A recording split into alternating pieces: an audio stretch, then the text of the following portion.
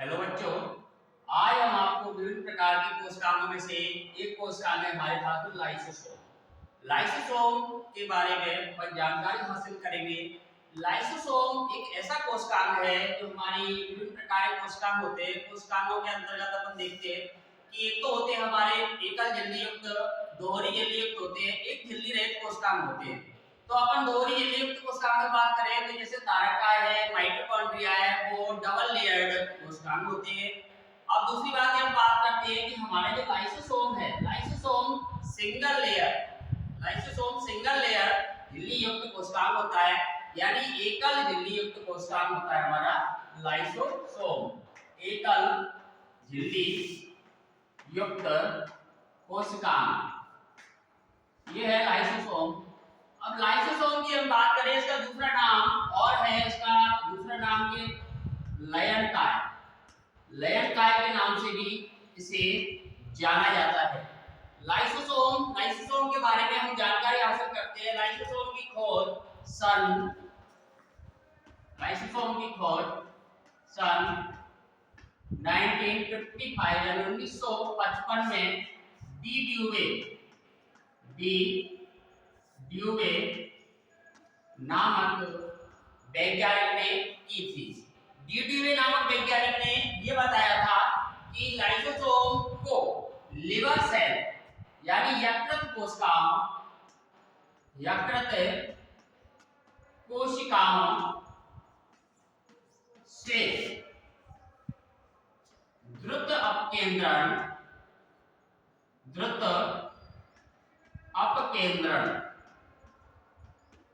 विधि द्वारा अलग किया गया था। जब हमारे वैज्ञानिक थे डी ड्यूवे, इन्होंने द्रुत अपकेंद्रण विधि द्वारा यकृत कोशिकाओं से लाइसोसोम को अलग किया। इनके बाद एक दूसरे साइंटिस्ट आते हैं, उनका नाम है नोविकॉफ नामक वैज्ञानिक ने लाइसोसोम को पहली बार इलेक्ट्रॉन सूक्ष्मदर्शी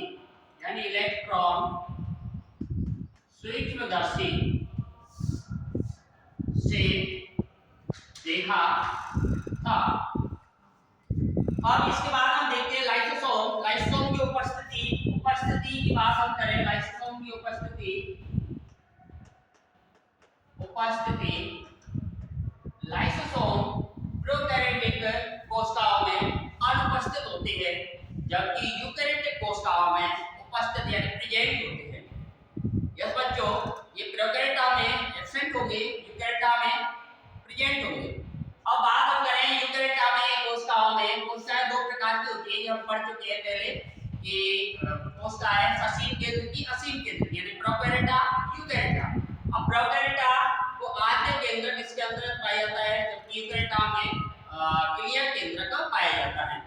अब लाइसोसोम की उपस्थिति के बाद में हम देखते हैं लाइसोसोम की स्ट्रक्चर, संरचना के बारे में यदि हम अध्ययन करेंगे। लाइसोसोम की इस प्रकार की आत्मघाती थैली के नाम से भी जाना जाता है। लाइसोसोम को हम सोसाइट्स बैग या आत्मघाती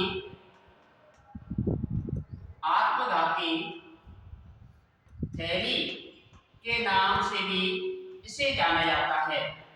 क्यों? क्योंकि ये अपनी कोशिका के अंतर्गत उपस्थित विभिन्न प्रकार के कार्बोनेट के अमृत पदार्थों को अपघटित करने का कार्य करती है, इसलिए इसे हम आत्मघाती थैली के नाम से भी जाना जाता है। ये लाइसोसोम की स्ट्रक्चर के बारे में हम अध्ययन करें थोड़ा सा। लाइसोसोम पर एक सिंगल लेयर पाई जाती है और सिंगल लेयर में दो प्रकार के अणु इसमें देखने को मिलते हैं। लाइसोसोम की बात, दो प्रकार के अणु इसकी झिल्ली अणु आते हैं। एक तो स्टेबिलाइजर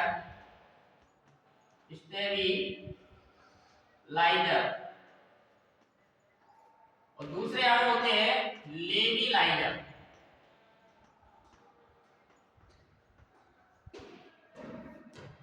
स्टेबिलाइजर और लेबिलाइजर दोनों प्रकार के अणु या जो मॉलिक्यूल्स के नाम से इन्हें जाना जाता है, स्टेबिलाइजर, लेबिलाइजर, दोनों प्रकार के अणु एक दूसरे के लिए अपोजिट होते हैं। तो इसमें हम देखते हैं स्टेबिलाइजर अणु तो क्या करेंगे, लाइसोसोम के झिल्ली है उस झिल्ली को ब्लास्ट होने से बचाने का कार्य करेंगे।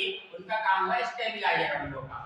लेविलाइजर अणु जो होते हैं हमारे सेकंड प्रकार के, लेविलाइजर अणु क्या करेंगे कि इस लाइसोसोम की जो झिल्ली है इसको ब्लास्ट करने में मदद करेंगे। ब्लास्ट के साथ साथ विटामिन ए, विटामिन के, विभिन्न प्रकार के एंजाइम्स आदि ये भी क्या करेंगे इसको ब्लास्ट करने में मदद करते हैं। अब इस प्रकार से हम देखते हैं कि लेविलाइजर स्टेबिलाइजर अणुओं की क्रियाविधि के आधार पर हमारा लाइसोसोम क्या है अपनी क्रिया संपन्न करता है। तो बच्चों आज हम इतना ही आपको लाइसोसोम के बारे में जानकारी हासिल करेंगे।